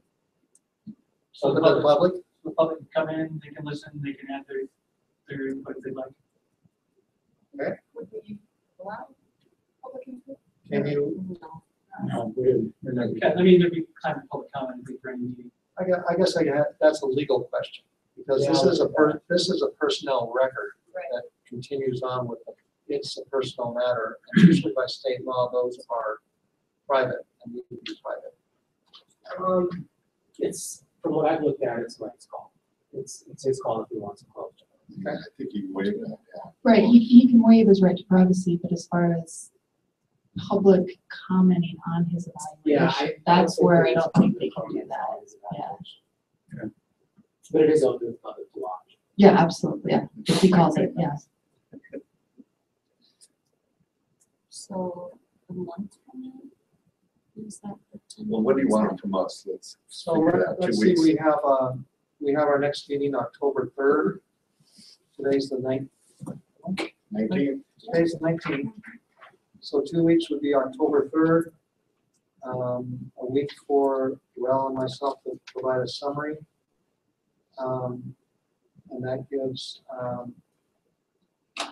the week of the 16th of October for, well, if it's gonna be an open meeting, if you're waiving your right to privacy, which is your right to, do we want to have it at our regular scheduled meeting or at a separate meeting? Separate. He gets to make the choice. I'd say separate. Separate meeting that week? So October 19th? Is Thursday a good day, Wednesday, Thursday? I am at the state convention, That week? administrators. So you won't be at our meeting on the 17th? No, on the 19th, On the 19th? and it's my birthday. That's your But I'm birthday. at a conference anyway. Okay. Did you get that for the paper? 19th, Joelle's birthday? I'm not gonna say how So how about the following week? The Tuesday, the following week, the 24th? Let me ask this question.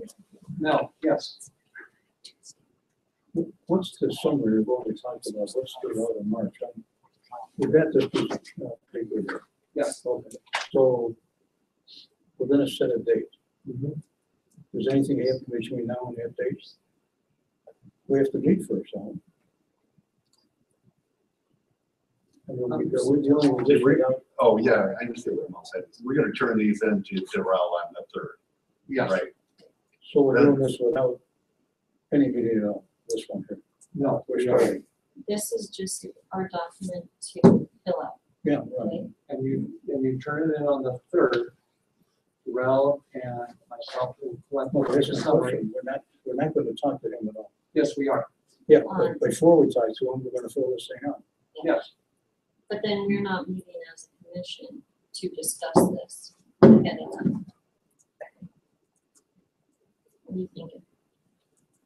Well, the thing is, we don't, so the goals and stuff like that comes after, which we have no idea. Yeah, we don't have goals. So all of this is, Yeah, he hasn't been here all we're long. doing is base this on our short-term knowledge of somebody we just met. Start. Gotta start So, somewhere. Okay, so it's, okay. Jay's next. Wow.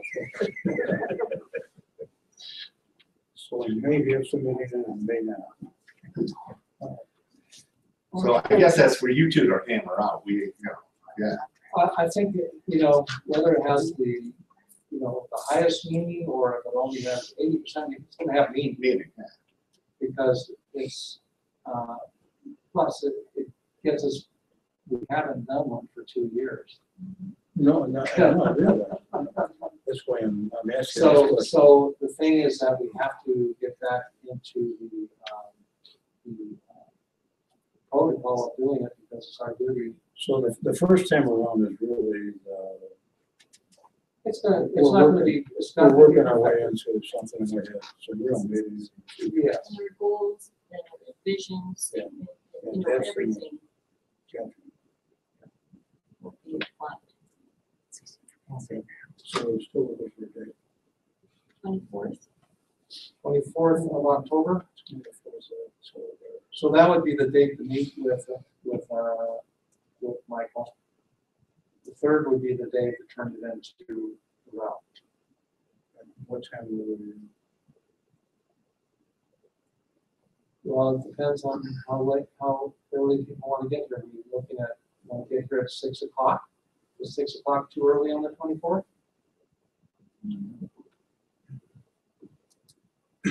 All I have is an eye appointment at 2 o'clock, so past 7 for Inside the buildings? here. It is? Yeah, I had appointment in the It's here, building. yeah. Oh, here, okay. October 24th, 6 p.m. Any objection? And bring your evaluations and turn them into well at the meeting on October 3rd. That fair? Enough time? Funny, thanks. Then do we want an electronic version? So we can, you want just the hard copy, I don't think we want to have an electronic version out there. not yet. I'll try and I mean, write legibly. I'm gonna type it, because I already have. Oh, you got the template, yeah. oh, you mean you're gonna type onto your, oh, you want the electronic version of the Yes. form, The form, of Oh, course okay. not the, no, not the but you'll evaluation. print it out. Okay, good. But Yeah, no, do you that's want fine. me to send you an e-copy so you That can would be type great. it? That That's would my be great. I question. think it'd be much cleaner that way. All right. Oh, yeah, Easier for for sure. the, Yeah, you don't want any tricks. easier for the summarizers. I have found my evidence, so I'll.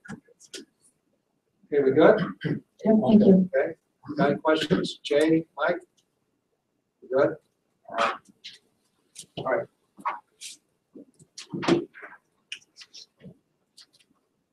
Check. Okay, action item C, are we gonna forego the cycle for Tiger Grant application? Mr. Cardews. Thank you, Mr. Chairman. So the final drop of the Tiger Grant application for FY7, or sorry, for FY18 came out, which is the 2017 cycle. It was rumored for a long time to not be going to exist, but they did decide to bring it out. So it has dropped. We have a 16 October deadline. At this point, I'm recommending foregoing this application because it has to be a shovel-ready project. So if we were to apply for this, we would have to apply for the Tiger Grant for an underpass at Star Road. That is our only option because that is the only shovel-ready plan that we currently have. So we could apply for that. We would still have to do the matching. We'd still have to do the rest of the funding for that project. However, if we got if we were successful in the grant, it would have to go to the STAR location and it would have to be underpass. I'm still recommending something further out west, whether that's an overpass or an underpass. I would leave up to engineers. However, we could reapply for it once we are shovel ready in a different location. So I will entertain questions on the wisdom of that perspective. However, this is kind of a watershed moment for the self-separated grade rail crossing is to really determine what direction we're headed. Okay. Questions? I'm gonna take Quinn first. Sure. Mr. Schwartz.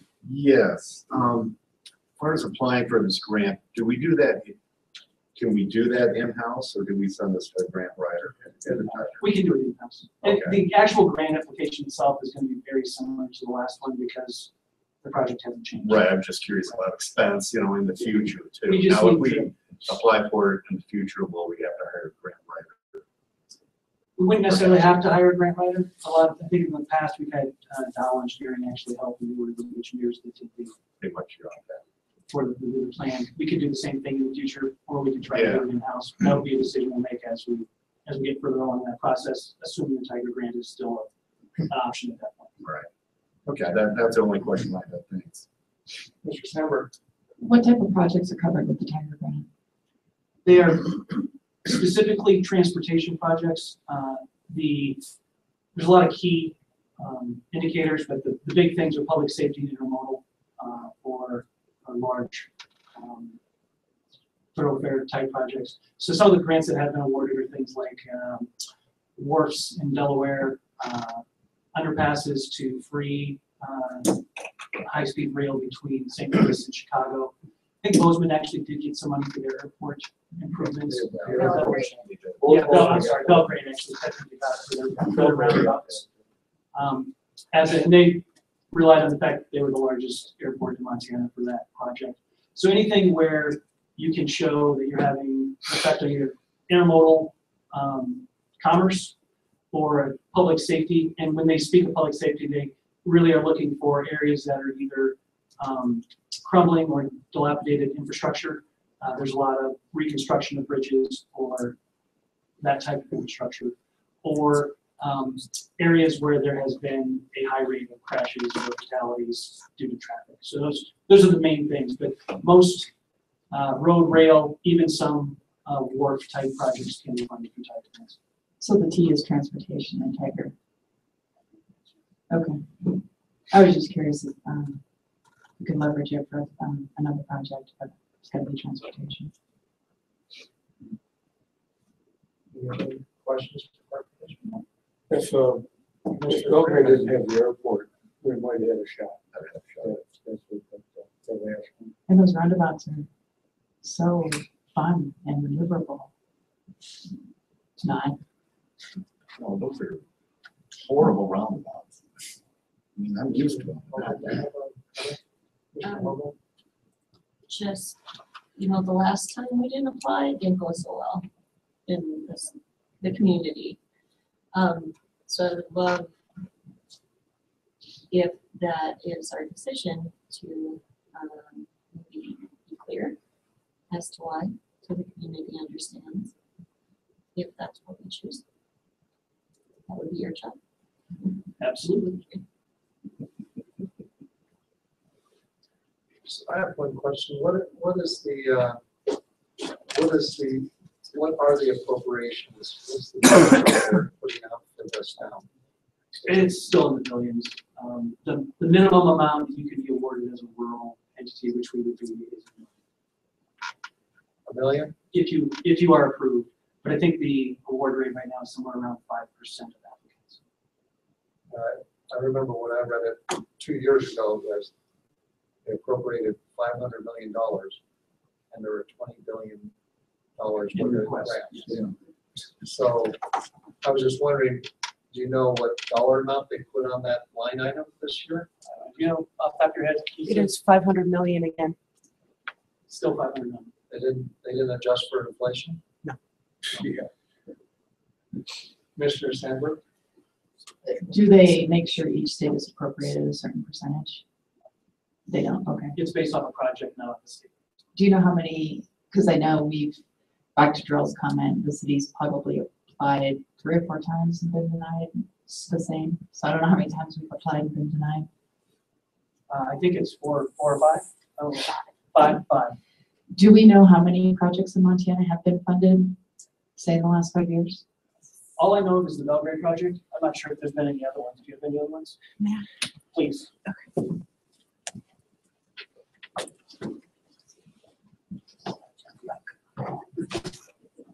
Lisa Lally, City of Livingston. There are 3 that were awarded in the state that I'm aware of. In the past couple of years, I can certainly go back through all the records and see if there's more. One was up on the High Line for the Amtrak station remodel and bringing that up for passenger travel across the High Line between here and Chicago. There was, of course, the Belgrade project, and then part of the I-93 interchange around Kalispell was supported with some small amount of Tiger dollars as well. We could have used more. I will for that for sure. That's a mess up there. Okay, thank you. I was just curious. Yeah. Thank you. Thank you. Any public comment? Mike Gomez, 611 North D Street. Wasn't there discussion several years back that we'd already received part of the grant, and if we didn't build that underpass in a certain amount of time, we have to return that money. Lisa, do you remember that? Yes, It's still there? it is. So if we don't build the underpass, how much money do we have to pay? It's approximately $900,000. But it's not necessarily tied to the underpass. It's a project that you have to start. There is some leeway as far as it being separated. If you look in the actual grant language, it doesn't say underpass or overpass. It just says rail crossing. Is that how it's? I think I thought the term was underpass. Wasn't it? I believe in one of the earmarks, the term underpass is dictated in that. Sure. So it has to In be that a earmark. underpass. That's what I thought. Well, and there's actually some, I've talked to the Montana DOT on that one, and they say there's actually some leeway in that, as long Yeah. as you are making good faith effort There to was, do the same type of project. right, there was some kind of out of it, but Yes. okay, all right. Thank you.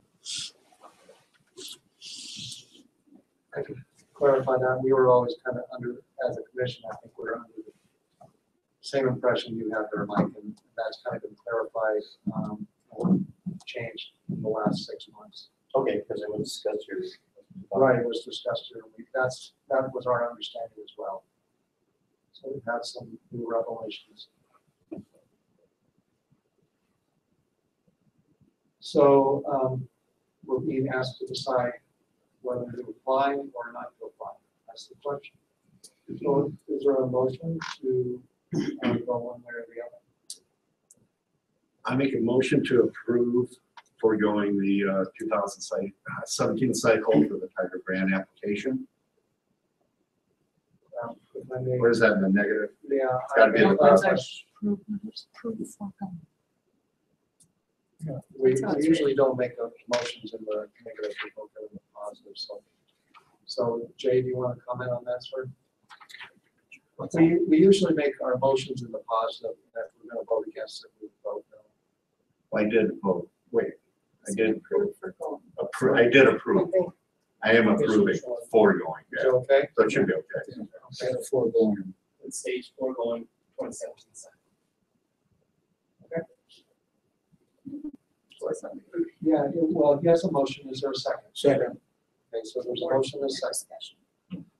Okay, commission discussion, Commissioner Hoagland. I guess I just need to say out loud, it actually makes me a little nervous in that we're going, but not that I'm against it. I just want to state that the way the community reacted last time was very serious.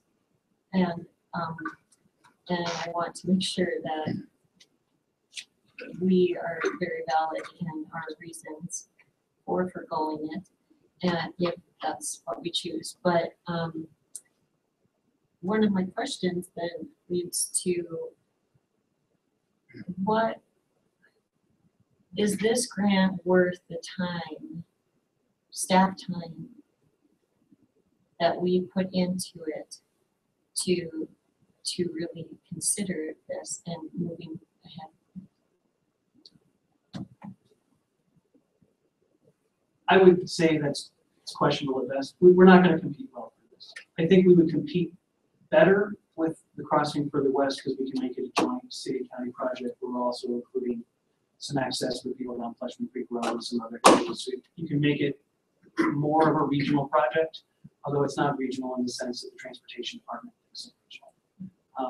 Our problem is the transportation coming through Livingston is on I-90, and there's really no exit or entrance that we need to facilitate that travel. Some kind of separated grade crossing, if it was to eliminate that grade crossing, would compete better, but we're not going to eliminate any crossings. We're only actually adding a crossing. So we're on the margins of this at best. I think absolutely at Star Road, it's probably not worth the time. It's a long shot. It's a significant long shot to try to get Tiger money for this size of transportation project without really good impacts to show. We don't have any safety issues that we can point to. We haven't had any incidents or accidents at the rail crossings. We can't point to any kind of intermodal transportation that the railroad itself could use to get products on the road, trucks, definitely not ships. So it's a tough sell. It really is a tough sell to the Department of Transportation because it doesn't meet those things. And a lot of the rural monies are going towards projects that are either isolated communities. There's some bridges to isolated communities where the rural projects are getting approved. There are some projects in the reservations that are getting approved to help access to the reservations and some of the Native American populations. But I couldn't find any good examples of anything similar to Livingston that have actually received any type of funds.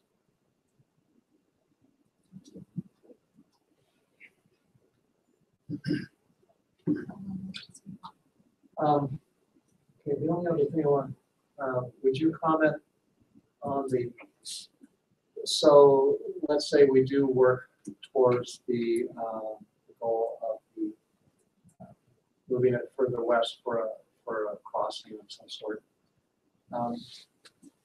We're still probably going to be in the same mode there for Tiger.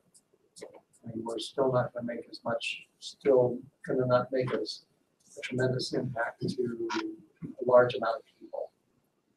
So what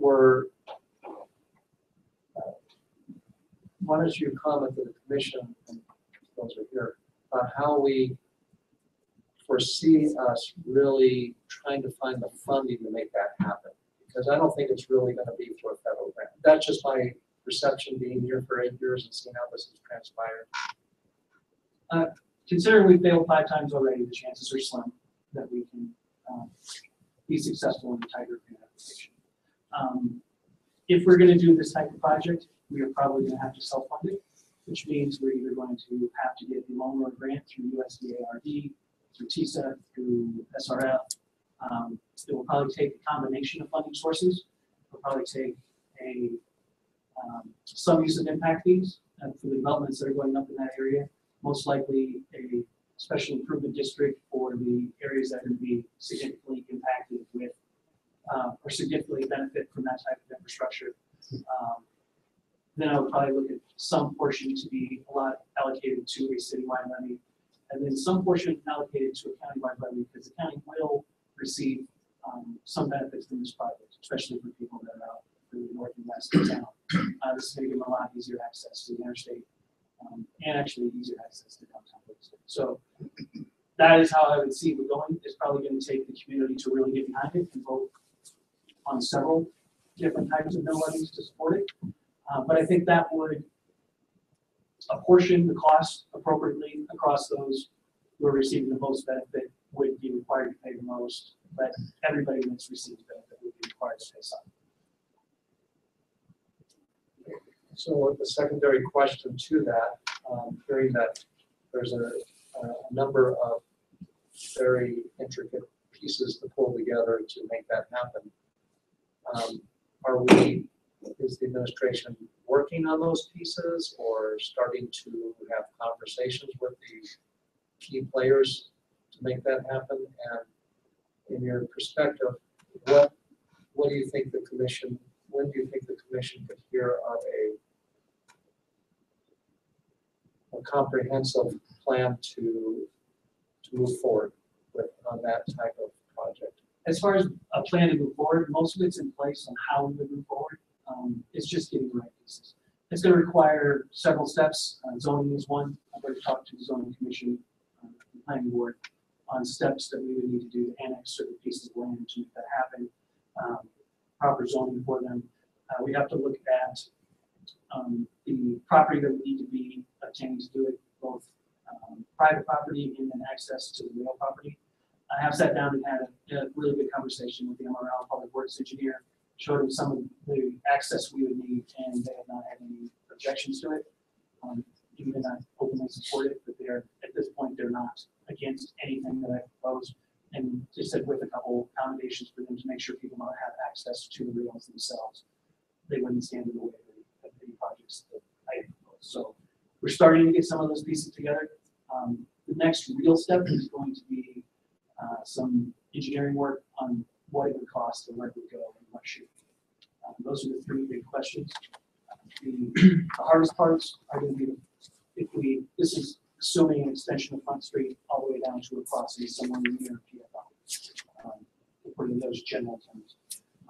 If you look at that, the hardest part is going to be to get across Flushing Creek right there. It's going to require some kind of bridge. DEQ is going to have a large say in that. And there's going to be some engineering study that needs to be done. And then the next big decision would be where the crossing would go and what type of crossing it would be. Talk to the Department of Transportation, the Montana Department of Transportation. They also have some right of ways in that area. They're willing to work with us to give us access to those right of ways. They have no significant concerns about projects in that area. Their only concerns were that we connected it to Highway 10 so it made sense with the curve. So they don't want to connect it right in the middle of the curve, obviously. So they would work with us to come up with a good location based on engineers' estimates on where we could cross it. So those are the basic steps that we need to go forward. We're going to have to talk to landowners. We're going to have to decide if they want to just give us an easement or if we're going to have to acquire property. We're going to have to look at the developers and see where we need to connect into the current subdivisions and future subdivisions. And then we need to look at how does that connect into other parts of the north side, i.e. the Mary Branch Road access to Flushing Creek. We need a way to get from the upper side, i.e. Ridgeview Trail toward town, down to this new artery and around so that people still don't have to come off the plateau that night. So there are a lot of pieces to it, but there's an easy way forward. And this is probably not an easy way forward, but there's a very clear way forward. But this is the first step, is deciding that that's really the direction we want to go. How soon, you mentioned a lot of variables. Would it be, is it practical at this point, even though the variables may change or the funding sources may change, to put at least an outline type of list to the commission or present that to the commission so that the commission can start to digest and the community can start to digest all the different pieces that it's going to take so that we can be apprised, be informed, and that the community can start to garner some support to move in that direction. Absolutely, we can put out information as it's obtained. Right now, it's concept. Until we actually get an engineering study to say what's the feasibility, what's the cost, we won't have a lot of solid answers. Okay. Can the administration provide press releases to even the first steps so that the public can at least be informed and have some type of information so that there's some type of regular type of information to them on this type of large project so that, you know, a year doesn't pass down the road and then all of a sudden they're hearing a bunch of things and they're wondering what happened to our underpass at Star Road. Do you know what I mean? If there could be some If the type paper of can promise not to publish any more comics, I'm just kidding. Tell booklets again. you know what I mean? I think our greatest hurdle, and I hear what Commissioner Hoagland is saying, is that part of what occurred was there was a lot of misunderstanding, and I think if we're proactive in our presentation to the community, and a lot of people still do really get information from the newspaper. It's not just Twitter and Facebook. I think that you know, we'll be in a better position as a commission to address those things, and we'll be more informed as well. I'm very much in favor of that. In fact, the paper was already kind enough to print the map of the concept. Right.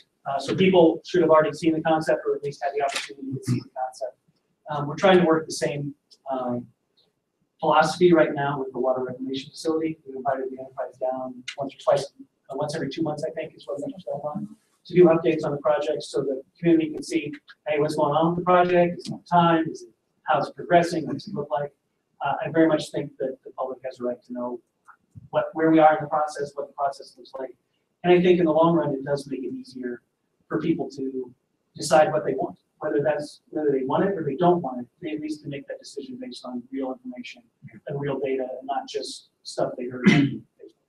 Right, Mr. Chair, Mr. if you go back a couple of years ago when we put in the other type of grant. And you look at where we are right now, we're in 100% different position. We just approved the North Town. If you drive up there now, where you live in Vista and North Town, one hell of a lot of activity. Yeah. And it's a much different picture than 2 years ago. So this, and we got a major soccer field that we need that, you know, we got a lot of bullets that we didn't have before, totally different. So I think it's exciting to look ahead a little bit, because we got much more ammunition than we have before. There's a lot of stuff going on in this town. A lot of people don't see it because if they live in another part of town, they're not driving up there to see what's going on. So it's pretty exciting.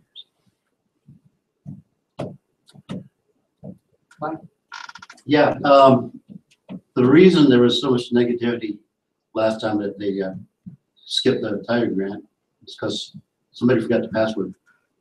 So they tried to submit the application electronically, and the password didn't work. So they had to apply for a new password, and it took 24 hours to get the password.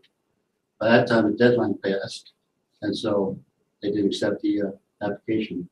And I think, well, the reason that people were really hot about that because somebody forgot a password, not because it wasn't submitted, but because of that little mistake. Thank you very much. Commissioner Sandberg, Can I call the question? why don't you make a motion? Well, we do have the motion. Yeah.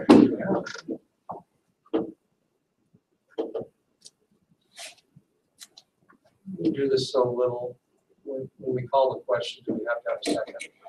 Or is it just somebody forcing the issue? I don't think you do for the call question. No, yes, I do. No, you do. You need a second. Well, how about this? We're pretty close here. Does anyone have any other comments? No. Can we vote? Yes. All right. So we are voting to forego the Tiger grant. Okay. And just so I'm super clear on that, a vote yes means we forego. That's right. That's got it. All right, may we have roll call? Chairperson Bennett, Yes. Commissioner Hopper, Yes. Commissioner Franklin, Yes. Commissioner Schwartz, Four. Commissioner Sandberg. Or Motion passes. City manager comments. Again, by policy, the city manager foregoes all comments after 2 hours. Okay, are you sure the clock's right? 2 hours, 2 minutes, and 27 seconds. Okay. Commissioner Sandberg. yeah, just, I know it's supposed to be comment, but I don't know, comment, question, I really don't know what we're supposed to do, but,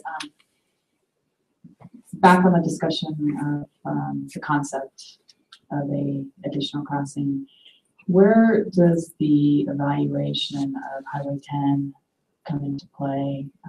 Driving that every day, with the PFL and the truck stop. I'm really surprised that the accident level is as low as it is, but is there any discussion of if we add that in, a crossing over in that area and increase traffic there, is there a discussion of adding a turn lane on Highway 10? Do you know, or would that be part of the picture? A highway from the crossing on Highway 10? Well, no, just down on Highway. I mean, just on Highway 10, I would say between PFL and the truck stop, a turn lane. Oh, like adding actually like a third lane. Yes, a center turn lane. My guess is that we would engineer a turn lane at the new intersection, which if all the stars align would be at the PFL intersection, so you could have a left turn lane from both directions. The rest of it is going to be up to the state. Okay. We can ask for it, but that's really determined by the DOT and their analysis of the traffic in that area. What it may affect really is the speed limits in that area. As we have more traffic, they may bring the speed limits down some with an additional intersection. I just think perhaps it's an area of watch for us. Again, as commuting that every day, when you have the folks from Bozeman coming over to PFL in the morning when it's dark, and as soon as they take the curve and turn right, they're turning right again. And I just think it's a real safety concern. And then if we start adding more traffic, anyway, just something to bring up, because again, as Mel says, if you're not out there, you don't see it, but I'm out there every day and it's kind of nasty. So, the only other thing is on your war reports, which are great. I was going to ask you individually, but I'm too tired now. Can you send us, and I appreciate the fact that you talk about the meetings you have, but can you provide like a sentence of what the substance of the meeting is? I can, I didn't know how much information you guys. Yeah, so, yeah, you know, there's a lot of things that you provided on the top, like the meetings that you had, either with PFL or the swimming pool, that I really would like to know what those conversations are about, so. It's my sneaking way to try to get you 10 minutes down. How good, maybe. Unless it's beer after work, it's not gonna happen. I will add this false sense. Very difficult for me to do, but, yeah, that'd be great.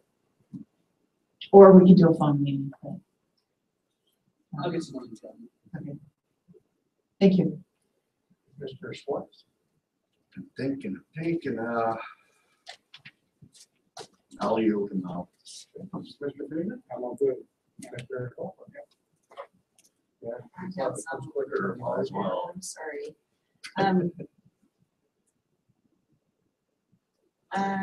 Some I'll ask individually, just updates, but I need to ask my perennial traffic study timeline. Hopefully you have the initial, correct? Yes. Okay, well, I think we have it final now. I just have to review it. I just haven't got a chance to review it and get it out to you, but we do have the final version of the traffic study. Okay, good. So then can we put it on the agenda for discussion for next meeting? Okay, you get that? You have a second? No one would have said second.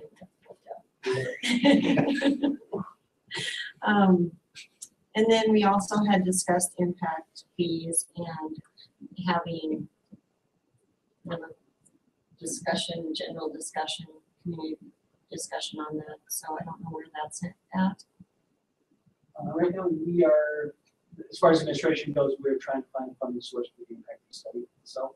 So that's we're ready to advance and look at different funding streams to try and get that started. Or at least getting go out for firm kind of like that. I have actually 5 things, but I'll read them on the other. Is there any public comment?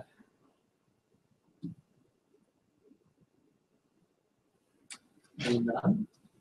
I think that's it, right? Is there a motion for adjournment? All moved. Is there a second? Second. All in favor? Aye.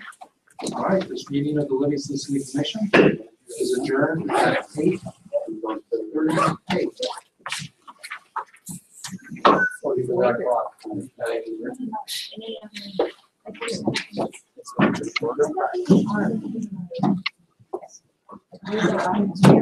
Good job.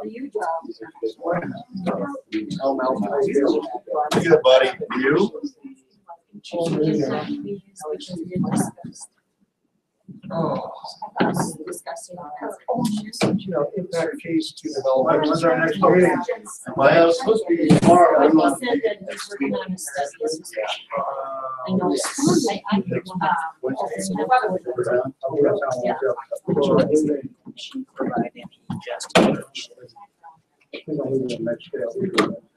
Okay.